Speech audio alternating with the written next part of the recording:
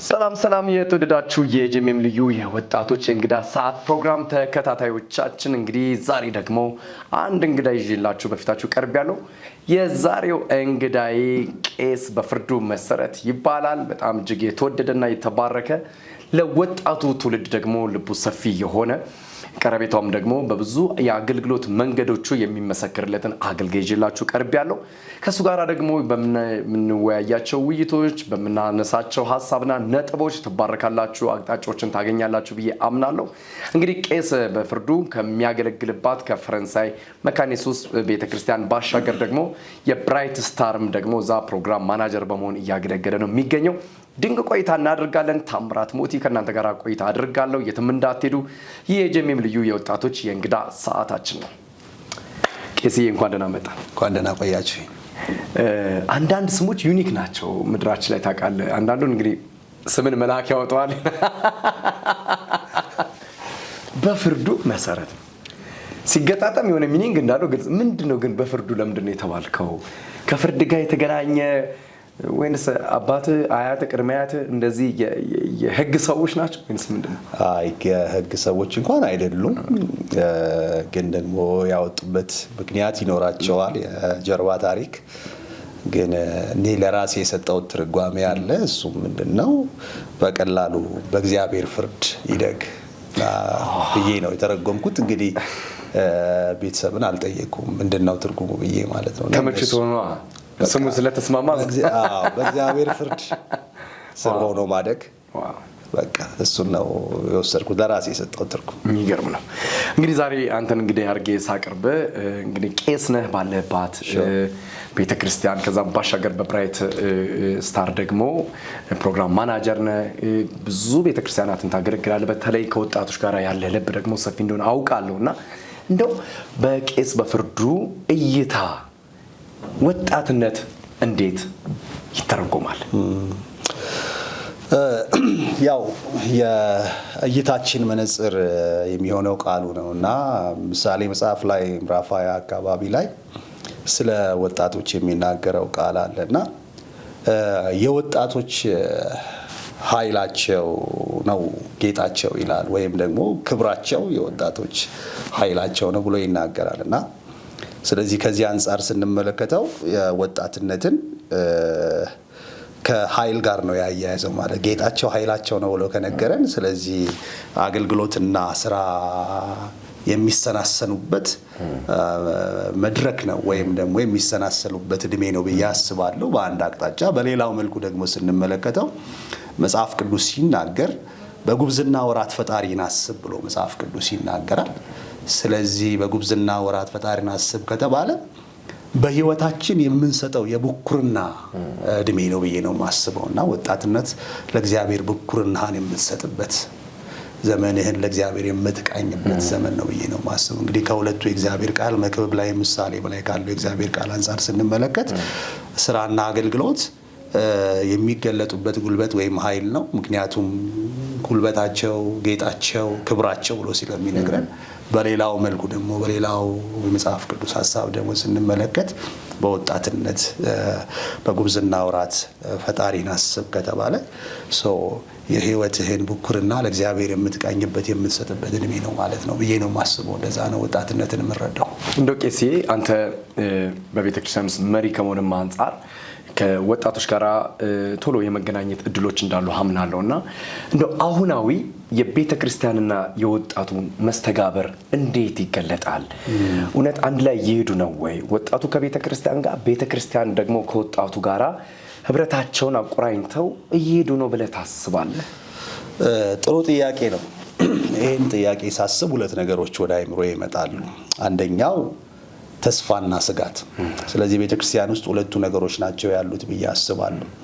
እግዚአብሔር የረዳቸው ዘመኑን የዋጁ ዘመኑን የተረዱ ወጣቶች ለቤተክርስቲያንም ለሀገርም በሚጠቅም መልኩ በዘመኑ ላይ ከፍ ብለው እየሄዱ ያሉ ወጣቶች ያሉበት፣ በሌላው መልኩ ደግሞ ስንመለከት እንደ ስጋት የምናየው ወጣቱ የዓለም የስበት ኃይል ስቧቸው ዓለም ወደ ኋላ እየጎተተቻቸው ያሉበት ሁኔታ ነው ያለው ማለት ነው።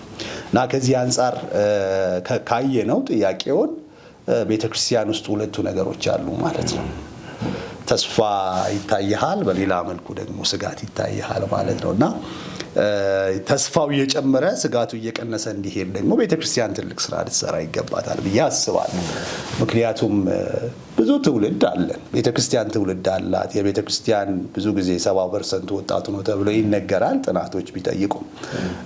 ስለዚህ ተስፋ ያለው ወጣት፣ እግዚአብሔርን የሚፈራ ወጣት፣ በዘመኑ ላይ የሚጠበብ በዘመኑ ላይ ልቆ የሚታይ እንደ ይሳኮር ልጆች በጣም በዘመኑ ላይ ኃይለው መፍትሄ ይዘው የሚገለጡ ወጣቶች እንዲታዩ ይሄንን ተስፋ በጣም እንዲበዛ ቤተክርስቲያን የምትሰራበት ሁኔታ ሲሆን፣ ስጋቶች ደግሞ በሌላው መልኩ አሉበትና ስለዚህ ተስፋና ስጋት በጣም በቤተክርስቲያን ውስጥ ይስተዋላሉ ብዬ አስባለሁ። ተስፋ ያለው ወጣት ታያለ፣ ደግሞ የምትሰጋበት ወጣት አለ ማለት ነውና እነዚህ ነገሮች ይታዩኛል። እንግዲህ ቤተክርስቲያን ውስጥ ቤተክርስቲያን አብዛኛው ቅድም እንደጠቀስኩም ኢቨን እንኳን በኢትዮጵያ ክልል ራሱ ከ70% በላይ ወጣቱ ክፍል ነው ተብሎ ይታሰባል። በኢትዮጵያ ቤተክርስቲያን ውስጥም አብዛኛው ፐርሰንት ወጣት ነው ተብሎ ይታሰባል።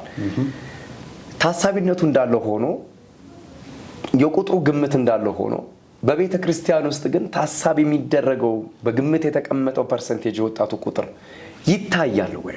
አሁን ላይ እየሳሳ እንዳለ በብዙ አይነት መንገዶች የምናያቸው ነገሮች ይኖራሉ። የመሳሳቱ ሚስጥር ቤተ ክርስቲያን ለወጣቱ የሚገባውን ነገር አለማድረጓ፣ ቦታ አለመስጠቷ ነው ወይስ ወጣቱ ደግሞ የሚፈልገውን ነገር አጥቻለሁ በሚል ማንነት ስለሚመላለስ ነው? እየሳሳ ያለበት ምክንያት ከቁጥሩ እሳቤ አንጻር ምን ይመስላል ቄስ? ከሁለቱም አንግል መመልከት አስፈላጊ ነው ብዬ አስባለሁ። የቤተ ክርስቲያን የትኩረት መስጠት ማነስም እንዲሁም ደግሞ የወጣቱ የአመለካከት የአስተሳሰብ ቅኝትም እነዚህን ሁለቱን ነገሮች ሁለቱን አብሮ ማስኬድ ያስፈልጋል ብዬ አስባለሁ። ምክንያቱም ምንድነው ቤተክርስቲያን በተለይ በትውልዱ ላይ ያላትን አመለካከት ስንመለከት በጣም ትልቅ ክፍተት አለ። ብዙ ጊዜ የትውልድ ክፍተት ተብሎ የሚነሳው ነገር አለ። እነዛ ነገሮች በስፋት ይስተዋላሉ። ስለዚህ ቤተክርስቲያን ወጣቱን በተመለከተ ያላት እይታ ያላት መነጽር መቀየር አለበት ብዬ አስባለሁ። አንዳንድ እይታዋ ባህላዊ ነው፣ የቆየ ነው፣ ያረጀ ነው፣ ከዘመኑ ጋር አብሮ አልዘመነም። ወጣቱን ቤተክርስቲያን ውስጥ ሊያስቀር የሚችል ወጣቱን ወደ ቤተክርስቲያን የሚያመጣ አስተሳሰብ የላት። ከ2000 ዓመተ ምህረት በፊት ያለ በ80ዎቹ አካባቢ ያለ አስተሳሰብ ዛሬም በዚህኛው አሁን ባለንበት በ2018 ቤተክርስቲያን ትውልዱን በዛ አስተሳሰብ መምራት ትፈልጋለች። ቤተክርስቲያን በዛ ልምራ ካለች ትውልዱን እያጣሽ ነው የምትሄደው። ትውልዱ እያመለጣት ነው የምትሄደው። ስለዚህ አስተሳሰባችን የማይለወጠው ዘመን ዘለል የእግዚአብሔር ቃል ነው። በዘመናት መካከል አይቀየርም። ዘመን ሊቀየር ይችላል፣ አካባቢዎች ሊበለጽጉ ይችላሉ፣ ብዙ ነገሮች ሊቀያየሩ ይችላሉ። የእግዚአብሔር ቃል እውነት አይቀየርም። የማይቀየረውን እውነት ይዘን የማይለወጠውን የዘላለሙን አጀንዳ ይዘን እኛ ግን በዘመኑ ላይ በብዙ መልኩ አስተሳሰባችን ሊቃኝ ይችላል፣ ሊቀየር ይችላል። ዘመኑን በሚዋጅ መልኩ የእግዚአብሔርን እውነትና የእግዚአብሔርን ቃል ሐሳብ ባልሳተ ከዛ ባላፈነገጠ መልኩ እንደ እግዚአብሔር ቃል በሆነ አስተሳሰባችን መቃኘት አለበት ብዬ አስባለሁ። ስለዚህ ቤተክርስቲያን በአንድ አቅጣጫ ስንመለከታት ትንሽ በወጣቱ ላይ ያላት ብዥታ ያለው አተያይ ያላት ብዬ አስባለሁ። ስለዚህ ይሄ አተያይ መስተካከል መቻል አለበት ብዬ አስባለሁ። ወጣት ለምሳሌ ቤተክርስቲያን ውስጥ በጣም ብዙ ጊዜ የማይመቸኝ ወንድና ሴት ቤተክርስቲያን ውስጥ አብሮ ከሄደ ቀጥታ አእምሮ ላይ የሚመጣው ዝሙት ኦር ዓለማዊነት ተብሎ ነው የሚታሰበው። እኔ ብዬ የማስበው በእኔ አተያይ በእኔ አረዳድ ቤተክርስቲያን ትውልዱ መጥፋት ከፈለገ ቤተክርስቲያን መምጣት አይጠበቅበትም። ብዙ ሊጠፋበት የሚችልበት ስፍራ አለው፣ እድሎችም አሉት፣ አማራጮች አሉት እና ቤተክርስቲያን ልታበረታታ የሚገባው ኃጢአትን ሳይሆን ትውልዱ ግን ወደ ቤተክርስቲያን እንዲመጣ የማይገፋ አፕሮች ሊኖራት ያስፈልጋል ብዬ አስባለሁ። አሁን ትልቁ ነገር የሚገፋ አፕሮች አለ። ማይንድ ሴታችን አልተቀየረም። ገና የሆነ ነገር ስንመለከት የድሮ አስተሳሰብ በቃ አይምሯችንን ተጠናውቶታል። ቶሎ ብሎ ኃጢአት፣ ቶሎ ብሎ የሆነ ነገር ነው የሚመጣብን። እንዴ የእግዚአብሔር ቃል እያጠኑ ቢሆኑስ እነዚህ ሰዎች ሌላ ነገር ላይ ቢሆኑስ ብለው ማሰብ ያስፈልጋል ብዬ አስባለሁ። ስለዚህ ቤተክርስቲያን መጀመሪያ ትውልዱን ልትቀርበው ያስፈልጋል። ባልቀረበችበት ባልቀረበችበት መፈረጅ የለባት። ስለዚህ ከሁለት አንግል ነው መመልከት ያለብን ያልኩት። አንደኛው ይሄ ነው፣ ቤተክርስቲያን ያለችበት በጣም ሩቅ። ሁለተኛ ደግሞ ትውልዱ ያለበት፣ ትውልዱ ስለ ቤተክርስቲያን ያለው አተያየም መስተካከል አለበት ያስባል። ቤተክርስቲያን እንዳረጀች እንደማትረዳ የሱ አስተሳሰብ የሚበልጥ እንደሆነ ማሰብ መንፈሳዊነት ጥልቀት ነው፣ የጠለቀ ነው ማለት አሁን እንደ ቲክቶክ ዘመን ዝም ብለህ እንዲህ ያደረከው የምትሄደው አይደለም።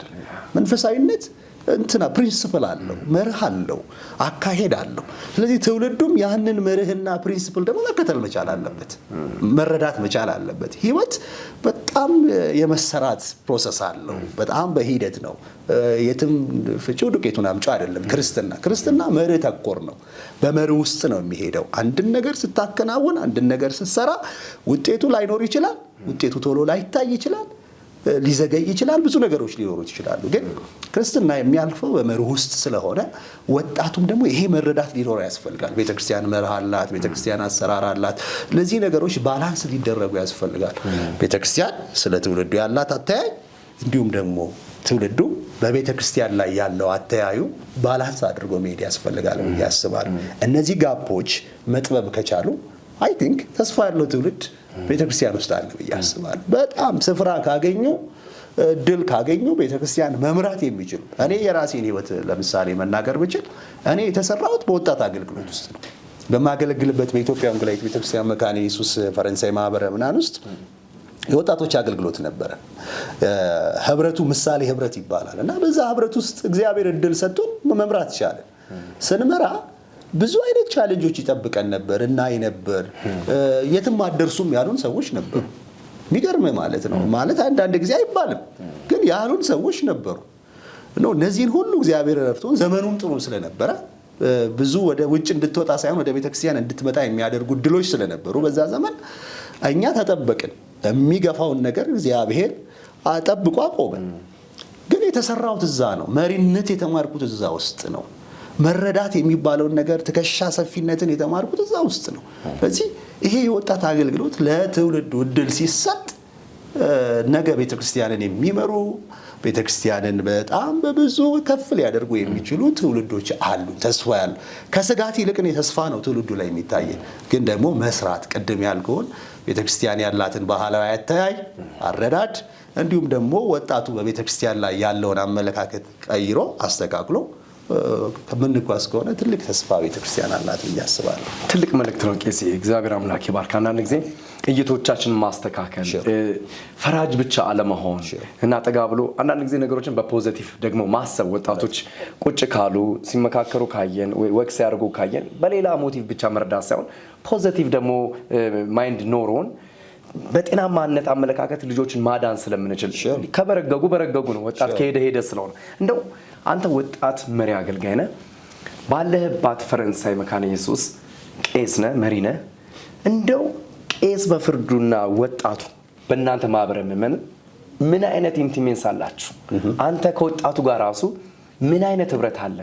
ቤተክርስቲያናችሁ ምን አይነት ለወጣቱ የበሯን መክፈትም የአገልግሎት ደጆችን መክፈትም የአቀራረብ ስልታዊ አቀራረብ የሚባሉ ነገሮች አሉ። ከዛ አንጻር የምትይዝበት መንገድ ምን ይመስላል? እንደናንተ ማህበረ ምዕመናን መሰረታዊ ጥያቄ ነው። እኔ በቤተክርስቲያን ቄስ ሆኜ 5 ዓመት አገልግያለሁና በዚህ አገልግሎት ውስጥ ሳልፍ ከወጣቱ ጋር ያለኝ ግንኙነት እንደ ቄስነት ብቻ አይደለም። ከነሱ ጋር እንደ ጓደኛ፣ ከነሱ ጋር አብሮ የሚበላ አብሮ የሚጠጣ አብሮ የሚወጣ አብሮ የሚገባ የተቸገሩትን የሚያማክሩት ሰው ሆኜ ነው የቀረብኳቸው እንጂ ኮላር ያሰረ ሱፍ ያደረገ ነጩን ልብስ ለብሶ በጣም ሩቅ ዲስታንስ ፈጥሮ የሚኖር አይነት ግንኙነት አልነበረኝም። ከነሱ ጋር ስኖር በተቻለ መጠን ከወጣቱ ጋር በነሱ ጫማ ሆኜ ገብቼ ለማሰብ ጥረት አደርጋለሁ። ይሄን ጥያቄ እነሱ ቢመልሱት በጣም ደስ ይለኛል። ግን በእኔ መረዳት በተቻለ መጠን በወጣቱ ጫማ ውስጥ ሆኖ የማሰብ መረዳት ነበር ብዬ አስባለሁ። ለምን እነሱን በዛ ልክ ካልተረዳዋቸው አላገኛቸውም ብዬ አስባለሁ። እና አንዳንድ ጊዜም ከቤተ ክርስቲያን መሪዎች ጋር በዚህ አስተሳሰብ ምንለያይባቸው ጊዜያቶች ነበሩ። ምክንያቱም ትውልዱ ቦታ ሊሰጠው ይገባል። የነሱ አተያይን አረዳደን ስንቀርባቸው ነው የምንረዳው። ካልቀረብናቸው ምንም ልናውቃቸው አንችልም እና በተቻለ መጠን የመቅረብ አፕሮች ነበር። እቀርባቸዋለሁ፣ ካፌ አብሬያቸው ቁጭ ብዬ ሻይ ልጠጣ እችላለሁ፣ ልረዳቸው የሚፈልጉትን ነገር ልሰማቸው እችላለሁ። የሚገርም ብዙ ነገሮች ያማክሩኛል እና የምወዳቸው ወጣቶች ናቸው። እግዚአብሔር ይባርካቸው። በዚህ አጋጣሚ በጣም እወዳቸዋለሁ ለማለት እፈልጋለሁ እና ይሄ አለ። ፕላስ ደግሞ የወጣት መሪዎች እንዲያገለግሉ መድረክ እግዚአብሔር በዚህ ዘመን እድሉን ከሰጠኝ እኔ ቢያንስ እድሉን አግኝቻለሁ። እድሉን እንዲያገኙ ደግሞ በር መስጠት መቻል አለብኝ። ብዙ ጊዜ እኛ እድል አግኝተን በር ምንዘጋ ከሆነን ከባድ ነው የሚሆነው። ስለዚህ መድረክን ማመቻቸት፣ እድልን መስጠት፣ የሚፈልጉትን ነገር ሁሉ ኢዝሊ አክሰስ ማድረግ እንዲችሉ ፕሮቫይድ ማድረግ፣ እነዚህ ነገሮች አደርግ ነበር ብዬ አስባለሁ በነበርኩበት። ይበልጥ ደግሞ እነሱ ሲመሰክሩ ሙሉ ይሆናል ብዬ አስባለሁ እና በእኔ መረዳት በእነሱ ጫማ ሆኖ ማሰብ በእነሱ ኢኩዊቲ እንደሚባለው በጣም በተቻለ መጠን እሱ ጋር ገብቶ በማሰብ አብሬያቸው ነበርኩ ብዬ አስባለሁ።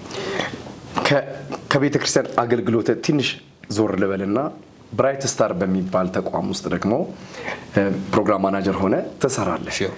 ብራይት ስታር የሚሰራው ስራዎች ምንድን ናቸው? ከዛ ባሻገር በቤተ ክርስቲያን መሪ ቄስ ነህ። ብራይት ስታር ደግሞ አለ፣ ፋሚሊ አለ፣ መጠየቅ አለ። እነዚህን ሁሉ እንዴት ነው ማኔጅ አድርገህ ወጣት ስለሆንክ ብዙ የራስ ነገሮች ሊኖሩ ይችላሉ።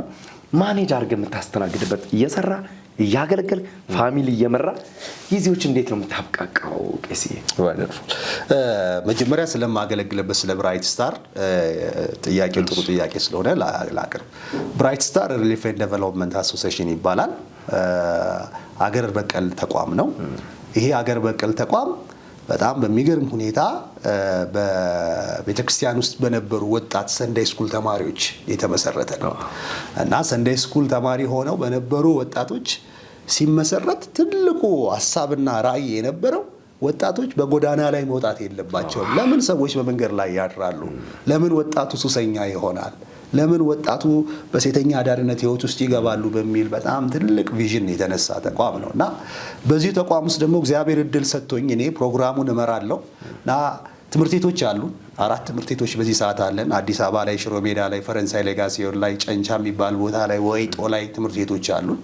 ከ1038 በላይ በዚህ ብቻ በዚህ ትምህርት ፕሮግራም ውስጥ ተጠቃሚ አሉን እና እንደ ፕሮግራም 2 ፕሮግራሞች ነው ያሉን። አንደኛው ቅድመ መከላከል የምንለው ሰዎች ወደ ጎዳና እንዳይወጡ፣ ሰዎች ሱሰኛ እንዳይሆኑ የምንከላከልበት ፕሮግራም አለን። በሌላ መልኩ ደግሞ የምንከላከልበት ትራንስፎርሜሽን የምንለው ፕሮግራም አለን። እሱ ደግሞ ይሄ ወጥተው የነበሩትን ነገር ልጆች በጎዳና ላይ የነበሩ በሴተኛ አዳሪነት ህይወት ውስጥ የነበሩ እህቶቻችንን የምንመልስበት ዳግም ህይወታቸው ከዛ የተበላሸ ከምንለው ህይወት ውስጥ ደግሞ ተመልሰው ከቤተሰቦቻቸው ጋር ከማህበረሰቡ ጋር የሚቀላቀሉበትን ስራ እንሰራለን ማለት ነውና በዛ ውስጥ በጣም ትላልቅ ዶክተሮች፣ ኢንጂነሮች በጣም እንግዲህ አስበው ይሄ ቀላል ነገር አይደለም። ትውልዱ ወደ ጎዳና ወጥቶ ከጎዳና ተነስቶ የጨለመበት የነበረው ተስፋ እንደገና በብርሃን ተፈንጥቆበት ለሀገር ለቤተሰብ የሚጠቅሙ ትውልዶች የሚፈሩበት ተቋም ነው። በዛ ውስጥ በርካታ ፕሮጀክቶች አሉ። ትምህርት ቤቶች ብያለሁ። ሴቶች ቤት፣ የወንዶች ቤት የምናኖርበት ሴፍቲ ሆም ዲቦራ እንላቸዋለን የምናኖርበት ቤቶች አሉ። በጎዳና ላይ ያሉ ልጆች በቀን በትንሹ አላበላንም ቢባል ቢያንስ ከ150 በላይ ሰዎች እናበላለን። ትምህርት ቤቶቻችን ላይ ቁርሳቸውን፣ ምሳቸውን እያበላን ዩኒፎርማቸውን፣ ደብተሮቻቸውን እየሰጠን ድጋፍ እያደረግን ነው በዚህ ሰዓት የምንገኘው። ይሄ ክርስቲያናዊ ተቋም ነው።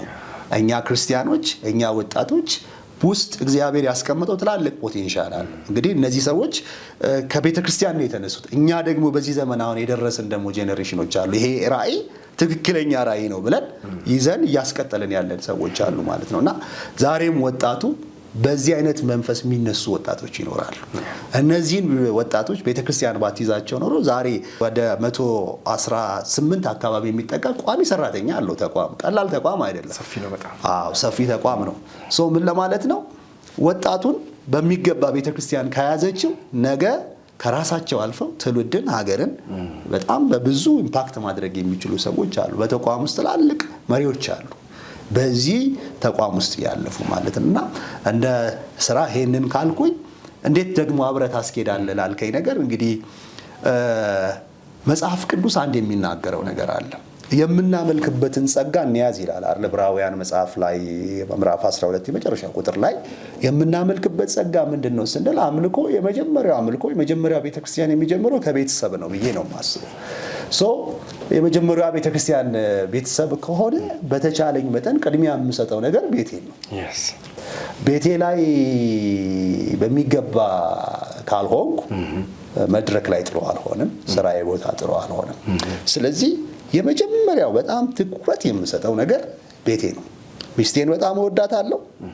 ከሚስቴ ቀጥሎ ደግሞ አሁን አንድ ልጅ አለች፣ እግዚአብሔር ይባረክ፣ በጣም እወዳታለሁ። ወንጌል ትባላለች። ባለቤቴ ደግሞ ዮዲት ትባላለች። እነሱን እግዚአብሔር ለኔ የሰጠኝ ነው። ቤተክርስቲያን እመራለሁ ቤት ውስጥም ማለት ነው። እንደ አባት 2 ምዕመን አለኝ፣ ሚስቴና ልጅ እና ስለዚህ የመጀመሪያው ፕራዮሪቲ እሱ ነው። ፕራዮሪቲ የሚባል ነገር አለ። ሁለተኛው አገልግሎት ነው። አገልግሎት እግዚአብሔር በውስጤ ያስቀመጠውን ነገር የምተነፍስበት እስትንፋሴ ነው ብዬ ነው የማስበው እና ይሄ እስትንፋስ ደግሞ እሱንም በሚገባ እግዚአብሔር በሰጠኝ እድልና ዘመን ልገማ በሌለበት መልኩ እግዚአብሔር በሰጠኝ መልኩ አገለግላለሁ። ከቤተ ክርስቲያን ምንም የምቀበለው ነገር የለም። የማገለግለው እግዚአብሔር በነፃ የሰጠኝን በነፃ ማገልገል አለብኝ ብዬ ነው የማስበው። ሶስተኛው ስራ ነው። ስራ ደግሞ እግዚአብሔር የሰጠኝ ጸጋ ነው ብዬ ነው የማስበው። ማለት ጸጋ ትልቅ ነገር ነው አይደል? ቤቴን የምመራበት ጸጋ፣ ቤቴን የምመራበት አቅም ነው ስራዬ ብዬ ነው የማስበው እና ስለዚህ ሳገለግል በነፃነት እንዳገለግል እግዚአብሔር እድል ይሰጠኛል። ቀደም እንዳልኩ እስትንፋስ ነው ብያለሁ አገልግሎት። ቤት ደግሞ መሰረት ነው። ስለዚህ መሰረቱ እስትንፋሱ ደግሞም ጸጋው፣ የሥራ ቤቴን የምመራበት ጸጋው፣ እነዚህ ነገሮች መመራት የሚችሉበት ፕሪንሲፕል ያስፈልጋቸዋል። ፕሪንሲፕሉ ምንድነው ሲባል ታይም ማኔጅመንት ነው። ታይሜን በሚገባ ለመጠቀም ጥረት አደርጋለሁ። እግዚአብሔር 24 ሰዓት ሰጥቶኛል። እነዚህን 24 ሰዓቶች በተቻለኝ መጠን በሚገባ ከፋፍያቸው በስራዬ ላለመለገም፣ በአገልግሎቴ ላለመለገም፣ በቤቴ ላይ ደግሞ ስንፍና እንዳይገኝ በተቻለኝ መጠን ጥረት አደርጋለሁ። እግዚአብሔር አምላክ ይባርክ። የሚገርም ነው ደግሞ ይሄ ነገር ለብዙ ትውልድ አቅም እንደሚሆን አምናለሁ እና እንዴት ነው ነገሮች ባላንስ የሚደረጉት ለሚል እንዲህ መሆን እንደሚቻል ማሳያም ስለሚሆን ነው። ቄስዬ በመጨረሻ እንደ መሪ ቀጥሎ እንደ አገልጋይ ቀጥሎ እንደ ወጣት ለወጣቱ ትውልድ የውስጥ ጩኸትህን፣ ጥማትህን፣ ረሃብህን ልትናገር የምትፈልገውን መልእክትን እንድትናገር እድል ልስጥህና እንጨርስ። ይህ ፕሮግራማችን የወጣቶችም ስለሆነ አንተ በሚተላለፈው መልእክት ቢያንስ አንድ ወጣት እየተፍገመገመ ከሆነ እንደሚጸና አምናለሁ። እውነት ነው። እየወጣ ካለ እንደሚመለስ አምናለሁ። እውነት ነው። ስቶ ከሆነ እንደሚስተካከል ሼፕ እንደሚይዝ አምናለሁ እና አዝኖ ተክዞ ልቡ ተሰብረው ከሆነ ለካ እንዲህ መሆን ይቻላል ብሎ ተመልሶ ደግሞ መጠለያውን ቤተክርስቲያን አድርጎ የእግዚአብሔር ሐሳብና ፈቃድ ሊያስተናግድ እንደሚችል አምናለሁ እና ቢያንስ ለአንድ ወጣት ነው ይሄን ነገር ስንሰራ የአንድ ወጣት ልብና መንፈስ ከተስተካከለ ቤተክርስቲያን በብዙ አቅም ራን እንደምታደርግ እኔ አማኝ ነኝ። በራሴ ነገር የሚጀምረው ከአንድ ሰው ስለሆነ እርምጃም አንድ ብለን የምንጀምረው። ስለዚህ ቄስዬ መልእክቱ ለወጣቱ ትውልድ ምንድን ነው? መጀመሪያ መናገር የምፈልገው ትውልዱን ጌታ እንደሚወደው መረዳት ያስፈልጋል። ትውልዱ ፍቅር ያጣበት ዘመን ስለሆነ ማለት ነው። እግዚአብሔር በልጁ በኢየሱስ ክርስቶስ በኩል ፍቅሩን ገልጦላቸዋል። የሚወደዱ እንደሆነ ማሰብ መቻል አለባቸው ብዬ አስባለሁ። ሁለተኛ ለትውልዱ ያለኝ አመለካከት ማንነታቸውን እንዳያጡ በጣም የልቤ ጩኸት እሱ ነው። ማንነት መሰረታዊ ነገር ነው። ማንነታቸውን እንዳያጡ እግዚአብሔር ለሰጣቸው ማንነት እንዲጠነቀቁ ያስፈልጋል ብዬ አስባለሁ። በመቀጠልም ደግሞ ቤተክርስቲያን ይህንን ማንነት በመስራት ሂደቶች ውስጥ ቤተክርስቲያን ትልቅ ድርሻ አላት ብዬ አስባለሁ።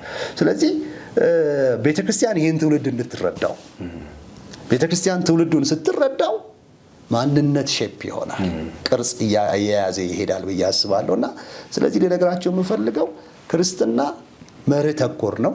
ክርስትና በጣም የጠለቀ አስተሳሰብና አመለካከት ነው። ስለዚህ በተቻላችሁ መጠን ከጌታ ጋር ያላችሁን ግንኙነት በጣም የጠበቀ አድርጉት። ማንም ቢገፋችሁ፣ ማንም ባይቀበላችሁ የሚቀበላችሁ ጌታ አለ። ማንም ባይፈልጋችሁ የሚፈልጋችሁ ጌታ አለ። ከቤተሰብ በላይ ነው፣ ከጓደኛ በላይ ነው፣ ከቤተ ክርስቲያን በላይ ነው። ሶስተኛ መናገር የምፈልገው ቤተሰብ ነው። ቤተሰብ ወጣቱን ጓደኛ፣ አባት ልጁን፣ እናት ልጇን ጓደኛ ጓደኛ ልናደርጋቸው ያስፈልጋል። እኛ ጓደኛ ካላደረግናቸው ሌሎች ብዙ ጓደኛ የሚያደርጓቸው ያገኛሉ። ስለዚህ እኛ ጓደኛ ሆነን ማንነታቸውን በመስራት ሂደቶች ውስጥ የበኩላችንን አስተዋጽኦ እናበርክት ነው የምለው። በጣም እወዳቸዋለሁ። ጌታ ኢየሱስ ይባርካቸው። ቄስዬ እንግዲህ ከህይወት ከአገልግሎት ከስራ ከመጣበት መንገድ ይህን የመሰለ ደግሞ ምክር ይህን የመሰለ የደረስክበትን እውነት ለወጣቱ ትውልድ ስላሳየህልኝ እንዲሁም ደግሞ እነሱም መምጣት የሚገባቸውን መንገድ እንዲመጡ መንገዱን ስለገለጥክልኝ በጣም እጅግ አድርጌ ባርካለሁ። እንግዲህ በመሆን በጣም ደስተኛ ነኝ። ቀሪ አገልግሎት ዘመን ሁሉ እግዚአብሔር ይባርክ። ቤት የተባረከ ይሁን። አመሰግናለሁ ቄስዬ። ተባረክልኝ። እግዚአብሔር ይባርክ። የተወደዳችሁ የጄኤምኤም ልዩ የወጣቶች የእንግዳ ሰዓት ፕሮግራም ተከታታዮቻችን እጅግ ከተወደደውና ከተባረከው ከቄስ በፍርዱ መሰረት የፈረንሳይ መካነ ኢየሱስ ማህበር ምዕመን ቄስ ነው፣ አገልጋይ ነው። ከሱ ጋር ባደረኩት ቆይታ እጅግ እንደተባረካችሁ እርግጠኛ ነኝ። እንግዲህ እንደሰማችሁት ነው ራሳችሁን በመቀበል ከማንም በላይ የሚወዳችሁ ጌታ እንዳለ ደግሞ በመረዳት ከዛም በላይ ደግሞ ያሉትን ግፊያዎች፣ ሰልፎችን ሁሉ አልፋችሁ መሄድ የምትችሉበትን አቅም እንድታገኙ ከጌታ ጋር ያላችሁ መጣበቅ፣ ከቃሉ ጋር ያላችሁ መጣበቅ ደግሞ የበለጠ እንድታጠናክሩ ትልቅ መልእክት ተላልፎላችኋል ማለት ነው። በዚህም ደግሞ እንደተባረካችሁ እርግጠኛ ነኝ። ታምራት ሙቲ ከእናንተ ጋር ቆይታ አድርጌያለሁ። ሳምንቱ እየተባረከ ይሁንላችሁ። ሻሎም